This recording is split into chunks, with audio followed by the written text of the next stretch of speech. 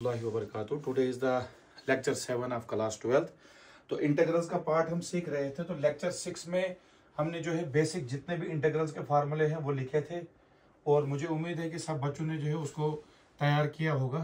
तो आज जो आपके पास क्वेश्चंस हैं, जिसमें सबसे पहला क्वेश्चन है that is integral of tan square x dx। इसको किस तरीके से करना है, ठीक।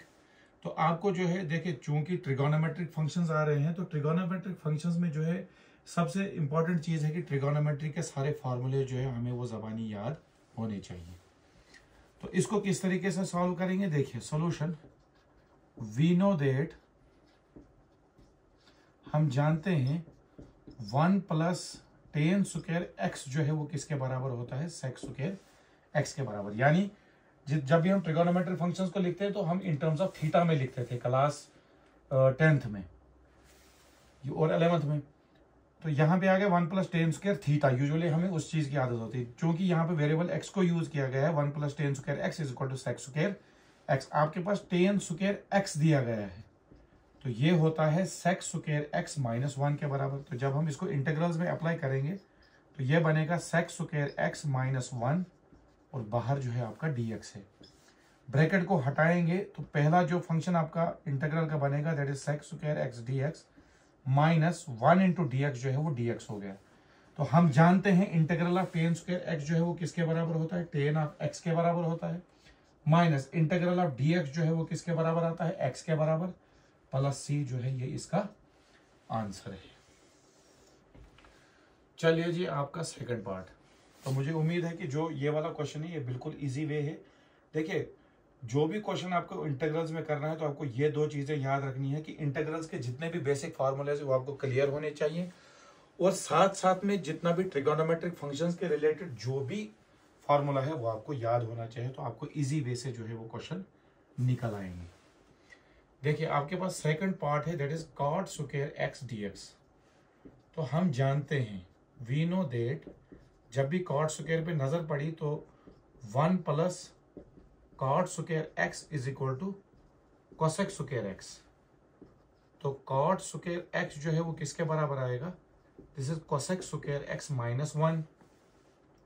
इंटीग्रल में अप्लाई करेंगे तो ये आपके पास आएगा cosec square x minus 1 dx, that is integral of cosec square x dx minus integral of dx, क्यों 1 इंटू dx dx के बराबर होता है। और integral of cosec square x जो है हमारे पास होता है minus cot of x, minus integral of dx होता है x, प्लस c जो है आंसर है जो हमने क्वेश्चन को चूज किया था।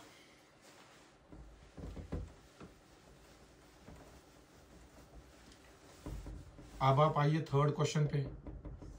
थर्ड क्वेश्चन जो है वो किस तरीके से दिया है, integral of 1 upon sine square x cos square x dx। ठीक, चूंकि आपके डिनोमिनेटर में दो फंक्शंस दिए हैं that is sine square x dot cos square x, तो हम जो है क्या करेंगे, वी नो दैट, हम ट्रिगोनोमेट्री का एक फार्मूला जानते हैं that is sine square x plus cos square x is equal to 1।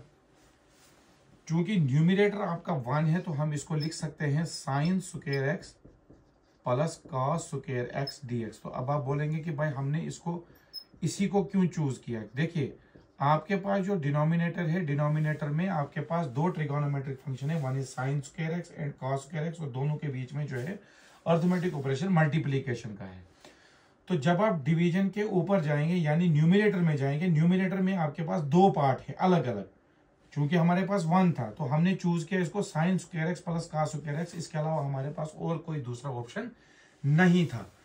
अब अगर हम चाहें तो हम जो है न्यूमिनेटर को तोड़ सकते हैं और डिनोमिनेटर को भी तोड़ के अलग अलग लिख सकते हैं। तो इसलिए हमने 1 को जो है वो किसमें, in terms of sine square x plus cos square x लिखा।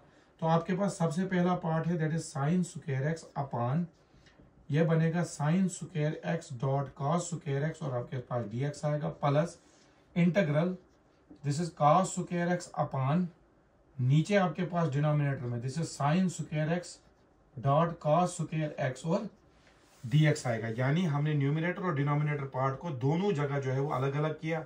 अगर हम इसको फिर दोबारा से कंबाइन करना चाहें, चूंकि आपके डिनोमिनेटर दोनों जगह सेम है, तो ये इजी वे में जो है आपका डिनोमिनेटर सिंगल वे में लिखा जाएगा sign square x dot cos square x, और न्यूमिनेटर आपका आ गया sine square x plus cos square x, यानी क्वेश्चन पे कोई भी फर्क नहीं पड़ेगा। साइन स्क्वायर एक्स और साइन स्क्वायर एक्स यहाँ पे कैंसल, कॉस स्क्वायर एक्स और कॉस स्क्वायर यहाँ पे कैंसल, तो आपके पास यहाँ पे बचता है this is 1 upon cos square x d x plus integral 1 upon sine square x d x. और हमें पता है कि 1 अपॉन कॉस ऑफ एक्स जो है वो सेक ऑफ एक्स के बराबर होता है।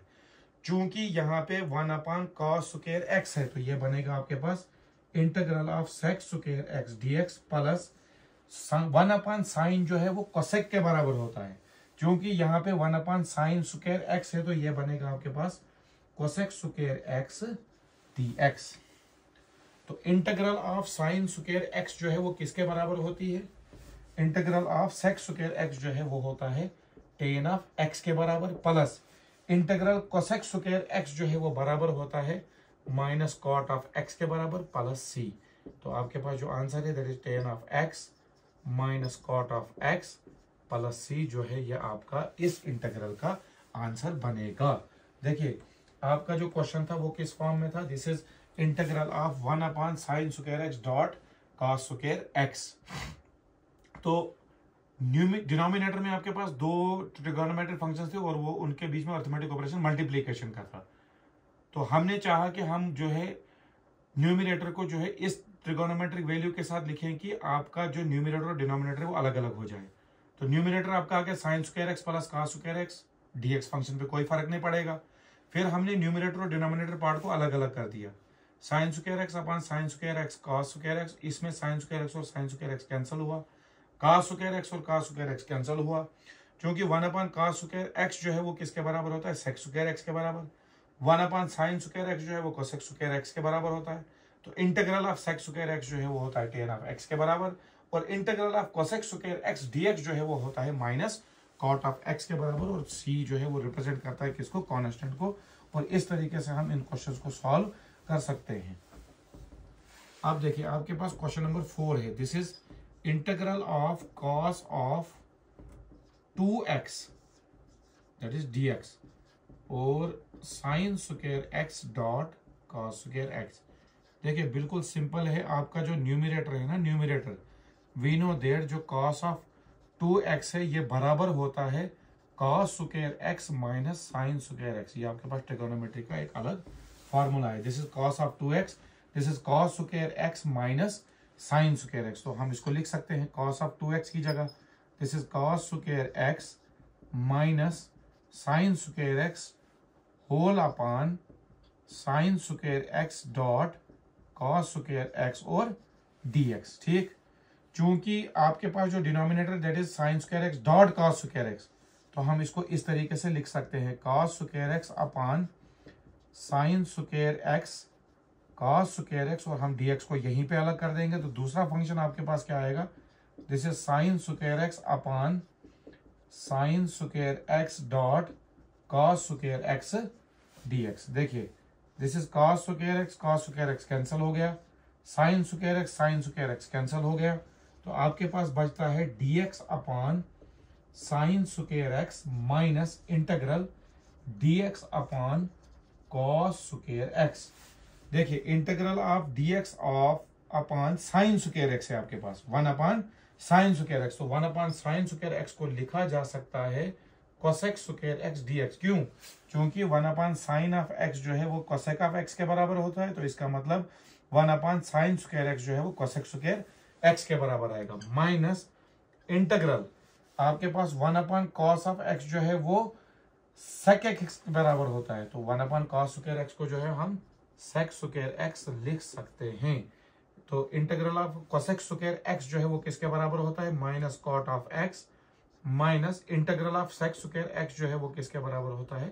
Tan of x plus C. तो हम इस तरीके से इन क्वेश्चंस को सॉल्व कर सकते हैं। तो आपके लिए बहुत इंपॉर्टेंट चीज जो है वो इस वक्त ये है कि आपने इंटीग्रल्स के जितने भी बेसिक फार्मूलेज हमने लेक्चर 6 में जो है वो लिखे हैं वो आपको जो है ज़बानी तैयार करने हैं। और इसके अलावा ट्रिगोनोमेट्रिक फंक्शंस के जितने भी बेसिक फार्मूलेज आते हैं वो भी तैयार करने, और हम पूरी कोशिश करेंगे जो हमारा आने वाला लेक्चर होगा उसमें ट्रिगोनोमेट्री के रिलेटेड जितने भी फॉर्मूलेज होंगे वो हम जो है वो लिखेंगे और आपको तैयार कराएंगे, ताकि हमारे पास चाहे कितना भी कॉम्प्लेक्स क्वेश्चंस क्यों ना हो तो हम उसको इजी वे में सॉल्व कर सकते हैं। जज़ाकल्लाह। अस्सलामु अलैकुम वरहमतुल्लाहि वबरकातुहू।